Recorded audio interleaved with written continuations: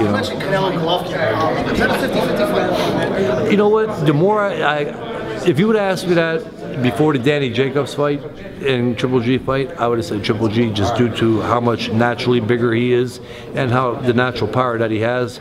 But after watching Canelo's fights and then watching Triple G, I think if Canelo could get past the 4th round without being hurt or getting stopped or knocked out, I think Canelo stands a very, very good chance of winning that fight. Triple G, to me, especially the last 2 fights, didn't have snap on his punches.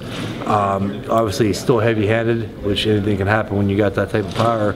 But he just looked like he got muscle weary quickly, you know, after 3 or 4 rounds. And Canelo just looked sharp, and you know, he averages a lot of punches and he hits pretty good.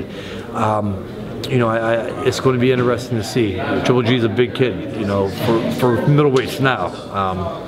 But you know, more like I said, the more I see it and think about it, I kind of leaning towards Canelo. But it's one of the fights I wouldn't touch to, you know, bet on. Yeah, I wouldn't touch it. What would be the game plan for Canelo? I think to be in there and box. I don't think to move too much. I don't think he should be over concerned with the power and get himself tired, you know, by being nervous or wasting, you know, spending nervous energy. If he just stays in there and works behind his punches and his combos, I think he stands a good chance. You know, Canelo's not a flashy fighter either. Canelo is another one that has pretty good footwork as far as making you miss and still being in range. And I think if he could do that past the 4th round, again, I think he stands a very good chance. The longer that fight goes, the better Canelo's going to do. How would a young, prime Kelly Pavlik fight Triple G?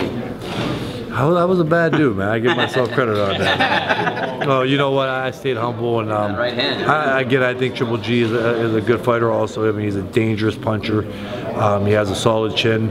Of course, I did too. I just think the difference is when I fought, there was very good middleweights. You know, Triple G hasn't fought the guys that hit like Miranda. You know, before I ended Miranda was considered Triple G as far as power-wise, and people forget that quickly though because of me stopping him and then, you know, him losing to Abraham after that. But before I fought Miranda, he was a monster, and he was the most feared fighter in that way, almost in boxing.